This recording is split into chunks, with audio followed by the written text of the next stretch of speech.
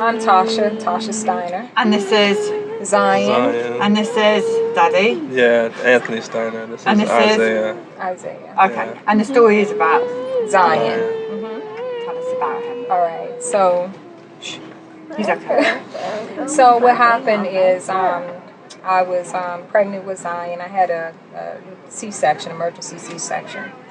He was 6 weeks early. What happened is when he was 2.5 months, right after the set of vaccines, I want to say it was a set of 5, within a week, he began to projectile vomit. He began to this loud pitch scream coming from him. And we took him to the doctor, and they told him, well, because he had a fever too, and they just told us to give him Tylenol to bring down the fever. Well, that night he went to the hospital, to the emergency room. He was medevac to Children's Hospital. Here's a picture of that. I don't know if you can see it, but that's him in that little thing. And this is him. Let's see here. This. They couldn't find a vein. So this is the only vein they was able to find because his veins kept collapsing. How old is he in this? 2.5 months. Oh, poor boy. He's been hospitalized 4 times.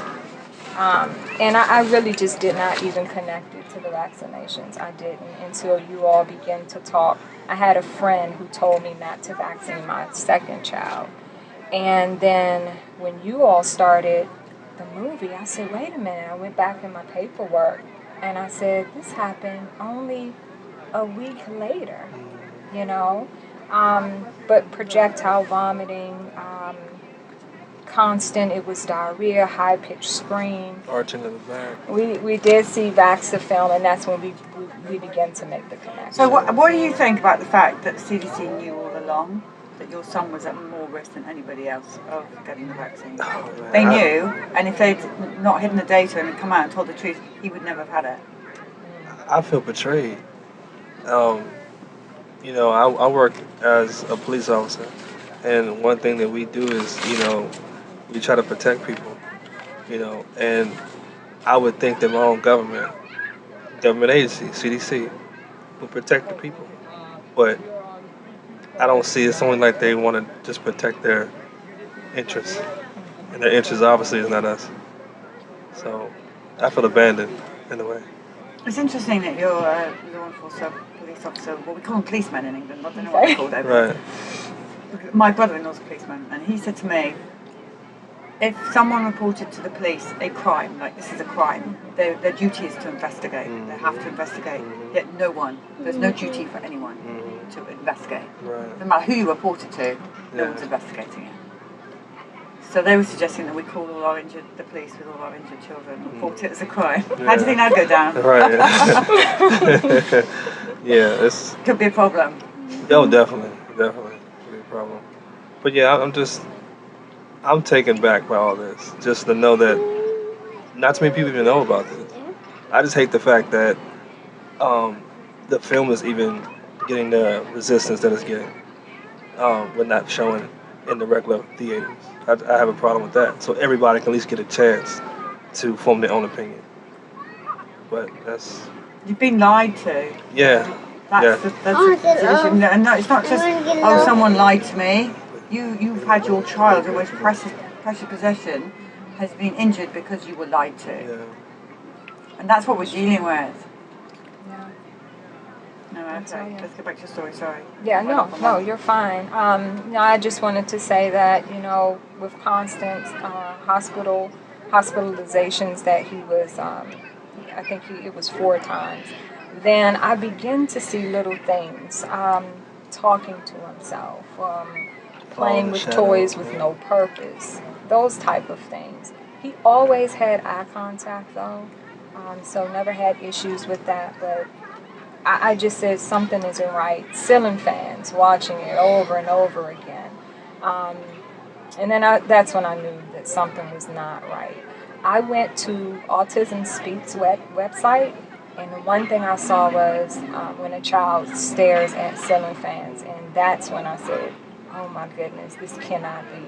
And I was in denial for a long time about it, because the issue is this. I didn't want children. I'm just going to be honest. I didn't want children. My husband and I, we used to argue about it.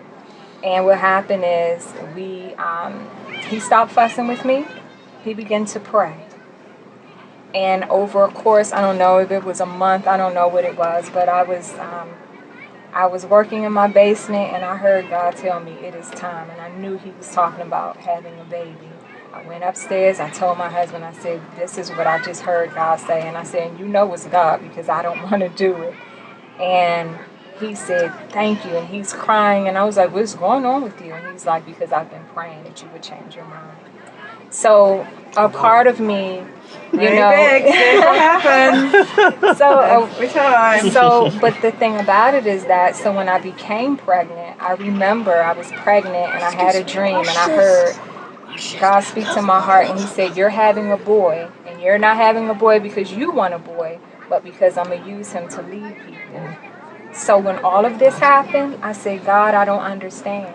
I was obedient, and you're telling me that he's going to lead people. How? He has excessive, what is it called?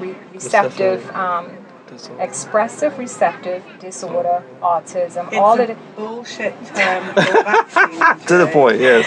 But all of these, headphones on there. but you know, and I'm thinking, the very thing you said that he was going to do, lead people, he can't communicate effectively. I don't understand. But then I realized that this is bigger than just him.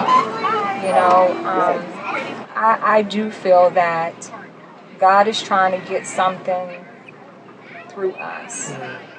I know that there's certain things that God is trying to get for me to do. I've become so frustrated. I homeschool. I've become so frustrated sometimes going through homeschool. And one time I was just having those, you know, the day, you know how you just break down. I'm sure you remember these days. And still go through them, right? And what happened was, I was like, God, you have to show me again him being healed, because I had already seen it. And I said, give me a dream, give me a vision of him being healed. And you know what happened that night? I had a dream. And this is what the dream was. I was sitting at the table. I had my pencil. I kept dropping it. I was taking a test. I knew the answers, but somehow I couldn't put the right answer on the paper. And this woman was standing in front of me, and she was looking at me like this, as if I was dumb, as if I was just, you know, just the biggest loser. And when I woke up, I said, God, what was that? And he said, that's the way you treat your son. You need to be patient. You need to have more compassion. And that's what I want from you. So although it hurts, it's made me a better person, because now I'm not as, you know, I'm impatient sometimes, I'm not going to lie, but it's made me a better person because I have compassion. And I realized that in that dream, I wanted to take the test. I knew the answers, but I was frustrated, and I kept dropping my pencil, and he does this all the time. So God allowed me to become my son, and it didn't feel good. The way that lady was looking at me as if, you know, like I'm dumb. I was like, oh God, if I treat my son like that, if he thinks that of me, I have to change what I'm doing.